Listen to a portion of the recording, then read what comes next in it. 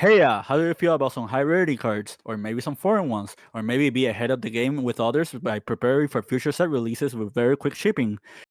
Check out EJ Gaming and use code British5 on checkout for 5% off on all your orders. Link in the description. Greetings, duelists, and welcome to another video. Legacy of Destruction keeps revealing new cards for us, and we've seen a lot of stuff from that set that makes it really enticing for us to consider for our national season this year. We've seen like the new Yugi cards. We saw the Lightsworn support. We saw the Dragon Fleet archetype, or Bright Fleet rather. We've seen quite a plethora of different things. We saw Metatronius, which is like the new really strong spell card. We saw Blink Out, which is a really good card for link deck or link strategies that just want to do like different shenanigans. Yesterday, I think they pretty much showed one of the best things that will come out of the set, and that is the Raika archetype. So, what is Raika? Essentially, is a new theme comprised of plants, reptiles, and insects. Uh, Basically, the way that they function is it's a link climbing strategy that revolves around reborning and reusing these link monsters as stepping stones, and then you just spam the board with a different number of them, and then you try to disrupt your opponent with whatever link monster effects they have, as well as their trap card. uh, but yeah, uh, I'm going to explain the cards bit by bit, but I kind of wanted to give like a brief synopsis of what you want to do with this archetype, because they do have a lock. Basically, if you use their effects or are like climbing with them, you are locked into plants, insects, and reptiles. And that is an unorthodox combination of types that you need to think about. This is pretty much the similarity to Tri Brigades and how Tri Brigades lock you into Beast, Wing Beast, and Beast Warriors when you're trying to like link away some of them.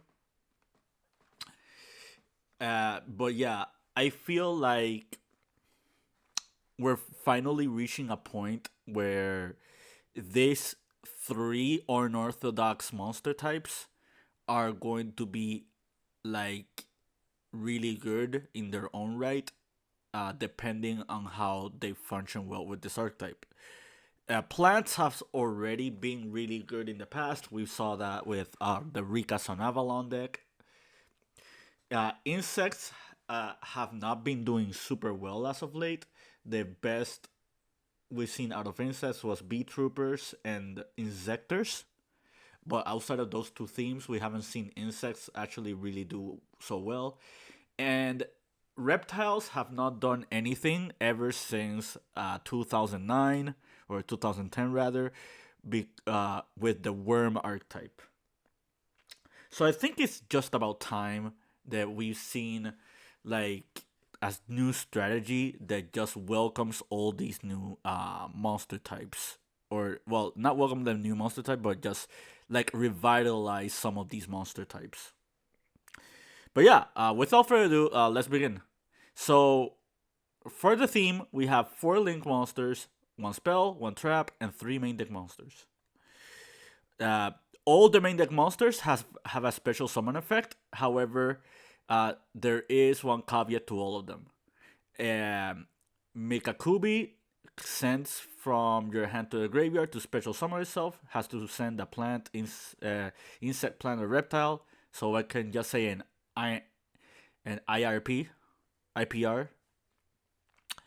Reika returns an IPR from banished to the bottom of the deck, and Joroi banishes an IPR to special summon itself. So this is like a bestial. This is like I'm trying to find the best example, but this is like a branded regained, I guess. And this is basically like a Karas if you're comparing it to Tri Brigade. So now that you know how they summon themselves, because they all have a special summon effect, they all have other effects as well, and we'll go through them one by one. Raika Marikubi can grab up to 2 Reika cards from either your deck or your banished and add them to your hand, and then at resolution, you banish 1 Reika. Jahazu can reborn any IPR if it's used as a link material. And Raika and Joro Tokage targets face a monster your opponent controls and just bounces it to the hand by discarding an IPR. So this is like removal for your opponent. This is recursion, and this is tutorage. So right off the bat, we're looking at 3 really good cards for the archetype. Basically, you have a starter, you have an extender, and you have a way to like try to contest your opponent. Now let's look at the spell and trap cards. So the first spell card is Frenetic Blossoming.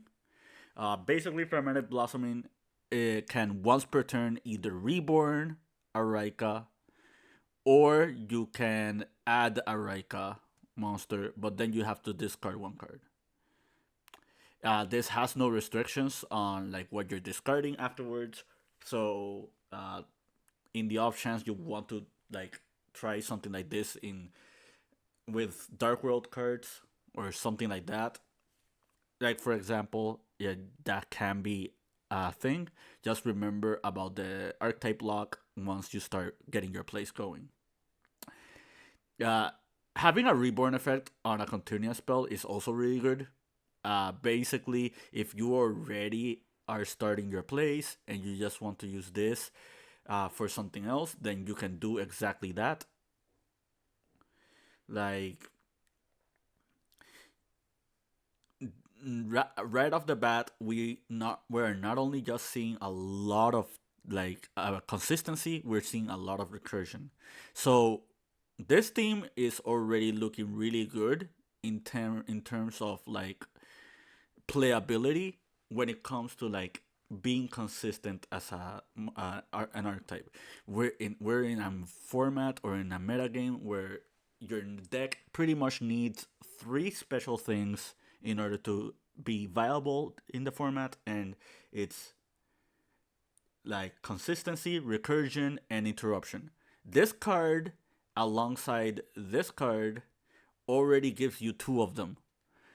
Like, and that's not even counting the link monsters or their extenders. So right off the bat, this is already looking really promising. Now let's look at the trap card. The trap card reads, target cards your opponent controls up to the number of insect, plants, or reptiles, or RPRs, and then destroy them. So essentially what this is like Ritual Beast Steeds, or like the Alamancer Meditator Trap, or Icarus Attack, or the Chira Nui Swallows, like the Swallow Flip or whatever. Like basically it's one of those cards, but it also has a graveyard effect. If an IPR is destroyed by battle or card effect while this card's in the graveyard, you can banish this card, then target 1 monster your opponent controls and destroy it. So right off the bat, we have a card that serves not only as interruptions, but also a card that can help clear out opponents' resources. So this is already looking really, really strong for the archetype. And as of right now, we are already seeing like interactions with just IPR and not just the archetype itself. The fact that this archetype is not locked into itself is really, really good, because we do have enough insects, plants, and reptiles in the format. But we'll get to that part. Let's read the link monsters. So, all the link monsters are fairly generic. All they need as material is an IPR. So you can literally use anything plus an IPR to summon them. So if you mind control a monster from your opponent, or just reborn a monster from your opponent, or do triple tactic talents, or you're playing other monsters that are not IPR, and you're just playing them as part of your deck or strategy, you can pretty much just summon these cards as long as an IPR is involved. Raika Nomucha can reborn a Raika to just basically reborn a Raika, pretty much like Celine, like Fire Princess, just to give you a couple of examples. Ukamunishi can add a Raika trap, so basically it adds your disruption. Kuzarigami is a floodgate effect that can prevent monsters' effects from being activated in the hand. So basically, this is essentially Mind Drain. Nodoiga can pop 2 monsters if your opponent specials from deck or extra deck. So basically, it's a disruption to your opponent if they just start using monsters from the extra deck. Now that we went through all the different effects that these monsters have, let's talk about one common thing that all these monsters have as well. All these Raikas can reborn themselves from the graveyard by spinning back to the deck an IPR. So if you have any insect, plants, or reptiles on the board, and these cards are in your graveyard, you can just return them to the deck and just special summon these cards. There are no restrictions on any of these for doing that, except being locked to IPRs. So now that you know all of the Reika cards and essentially what they do, let's talk about cards that you can pair up alongside these. Since plants, insects, and reptiles are not like the most commonly based monsters that we can think of, but they are a few common ones. Like, for example, Lonefire Blossom. It's pretty much like a standard.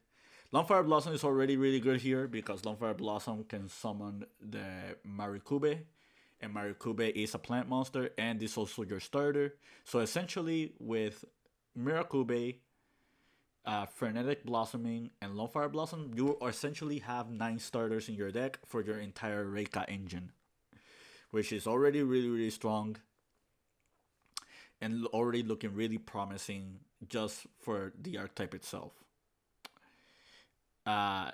Another card or another like a tech that you should consider is the Therion package.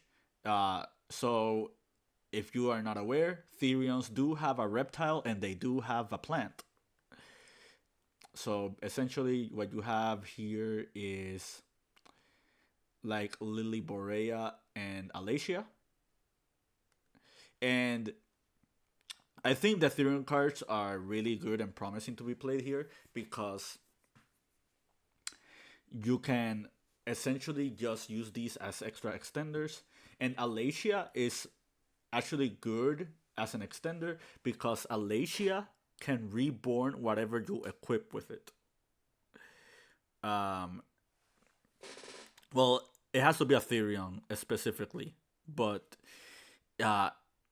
in the off chance you start with Borea, you can Borea, grab this Colosseum, Tribute Ascending itself, then use Alacia to equip Borea, and then use Alacia to just reborn special the Borea. So that's 2 free bodies, like just because of this engine.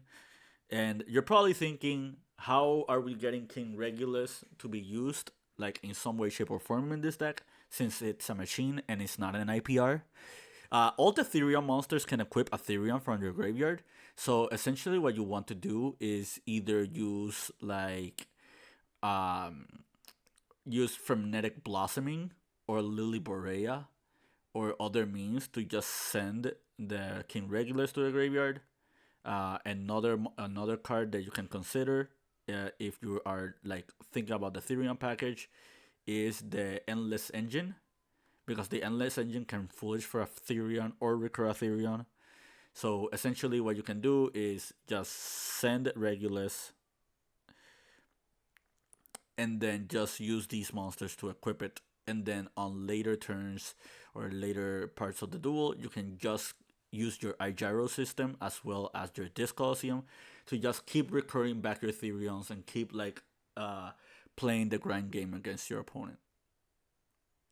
So, since we talked about Therions and we talked about Lonefire Blossom, let's talk about one more engine that immediately just becomes playable because of this archetype, and that is the Ogdoadic engine with Snake Rain.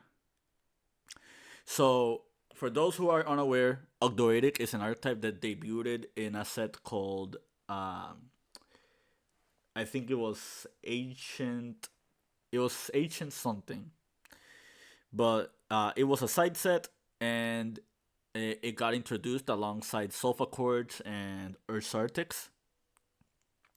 And they were not really viable as a theme.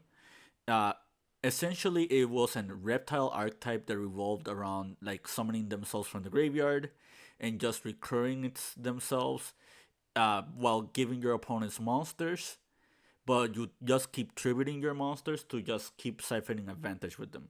The real issue with Ogdoadics was that some of the Ogdoadics locked you into reptiles while they were on the board, and it pretty much made it very, very awkward for you to play your strategy if you didn't have generic reptile monsters that you can just link away or use away your Ogdoadics as materials. Over time, Konami just kept giving us more Ogdoadic cards that helped circumvent that. Like, for example, we got the Daybreak in Age of Overlord. We also in Age of Overlord, we got the Nephabilis, Nephalabis. And then later on, we got like other cards that just helped the theme. However, Ogdoadics was not really playable outright because, like, outside of just spawning monsters, there was no real tangible advantage that you get out of playing the Ogdoadic cards without, like, making it awkward of drawing the wrong number of cards against in your strategy as extenders. Like, imagine you were trying to use the Ogdoadic engine to use as link climbing for like another deck, and you just draw into the Ogdoadic cards too early, or you draw into them a little bit too late, and they do lock you into reptiles while they're on the board. So, well, at least some of them do. So it kind of makes it really, really awkward for you to do stuff with them. Another really cool thing about Ogdoadic Daybreak and why it's now playable is that all these Raika monsters, they only require an IPRS material. They do not require effect monsters. So you can use tokens to make all of these monsters. And that's really, really good. And that's really strong because you can essentially just use a Raika with you can just use a couple of tokens, make a Raika, use a Raika and a token to link into the other Raika, and you just keep looping all your Raika monsters and just having them all in your graveyard as like resources for later on the turns in the duel. So one other card or one other monster that I want to talk about is Serpentine Princess. So Serpentine Princess is a fairly old card. I I don't remember which set this card came out of, but it already has like 4 reprints. But it's really, really old. It's like almost, it's over a decade old. And essentially what this card reads is, if this face-up card is returned from the field to your deck, special select and special summon one level 3 or lower monster from your deck to your side of the field.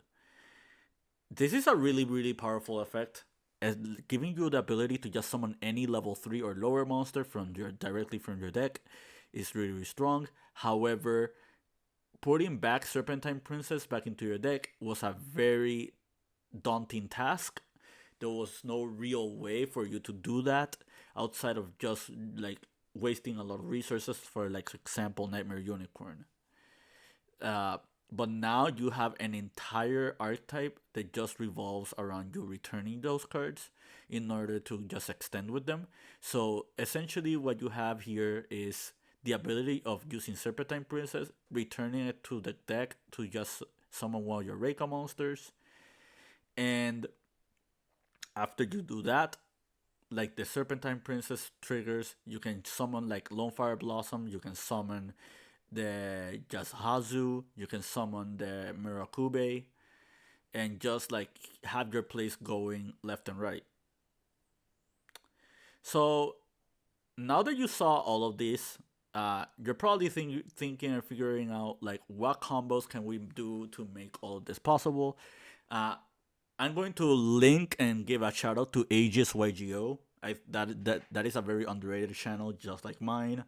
However, they are doing a lot better than I do when it comes to like figuring out archetypes on the spot. I will link their video in the description. They pretty much show a combo involving Lone Fire Blossom and involving like the generic plant cards like the Sonavalance and stuff like that. What I'm going to show you guys is pretty much a combo involving Ogdoadics. Since Ogdoadic is like the most like unorthodox one that we can think of.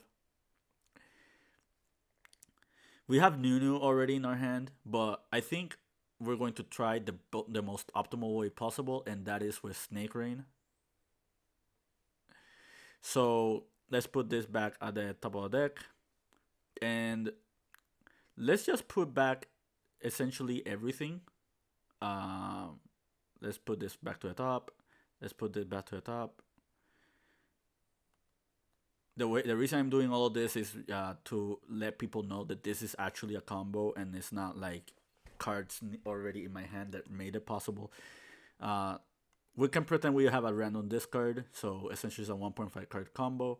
So you activate the Snake Rain, and the Snake Rain is going to send for Reptiles, and the Reptiles we're going to be sending are Night Serpent, Nunu, Naya, and Karus. Those are the specific 4 that we're sending. We can send a lot of different ones, but these are like the best ones that you want to send. The Night Serpent triggers its graveyard effect. Since it got sent to a graveyard by a card effect, you can reborn it. Take note, you can. This also triggers if you send it to the graveyard with the spell effect with the Reika spell. So take note of that. So we grabbed the Night Serpent. Since we control a reptile in our graveyard, we can special summon Nunu. So since we have Nunu and the Night Serpent, what we're going to do is overlay these both. And we are essentially overlaying this for King of the Feral Imps. You're no longer reptile locked since you already summoned one using the Nunu as material. However, we're going to keep using our reptiles. One monster we're going to grab is the Serpentine Princess. And now what we're going to do is we're going to use the Karus effect, and Karus is going to reborn itself by tributing the King of the Feral Imps. Karus can now activate, and the Karus is going to reborn from the graveyard, and we're going to reborn the Naya. And the Naya is now going to trigger, and Naya is going to essentially grab us an Ogdoadic spell or trap card. Take note, we have not normal summoned yet. And the spell card we're going to grab is Ogdoadic Daybreak. So this card came out in Age of Overlord. Essentially, what this card does is we tribute a reptile, and it summons tokens up to the number of levels the reptile had times 2. So this is a level 8. We're tributing it, and we're essentially going to spawn 4 tokens.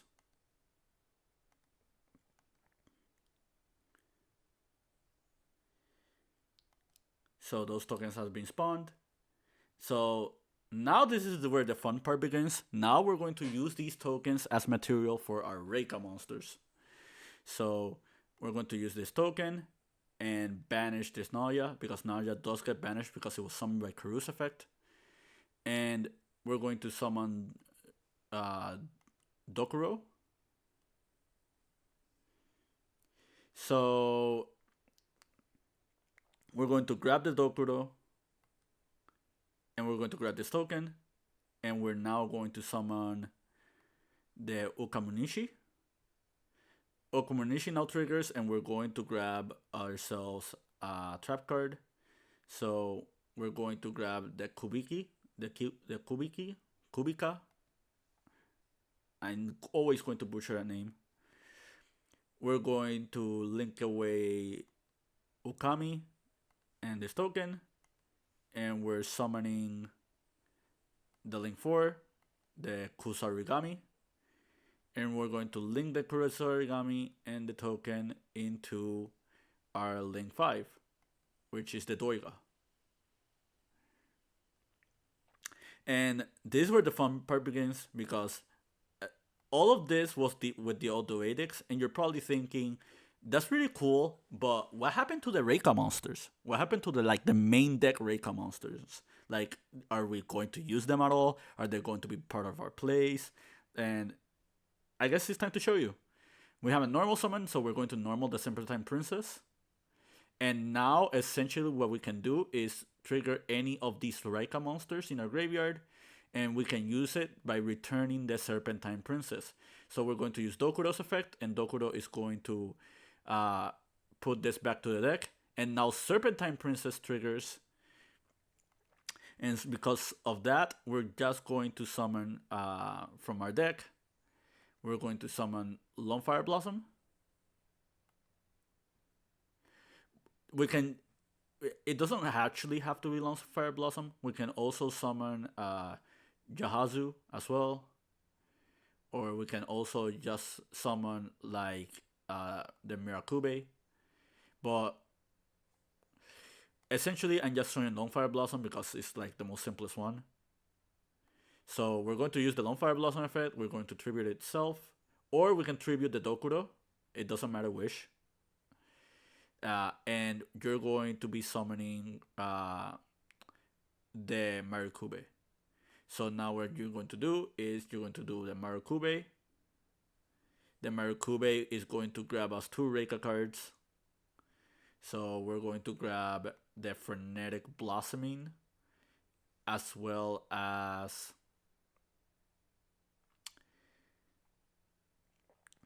let's see. We can grab the Blossoming, and we can grab. Let us grab the Tokage.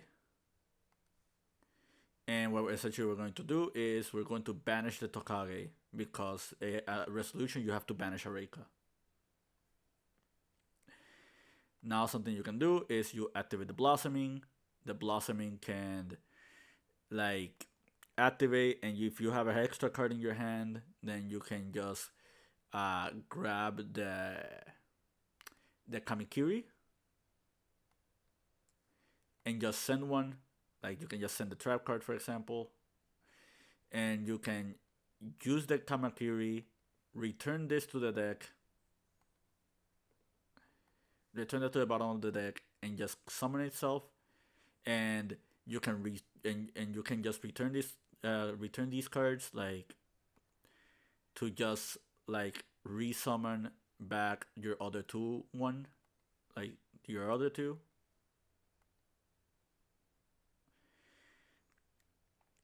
But yeah, this is pretty much just like one example.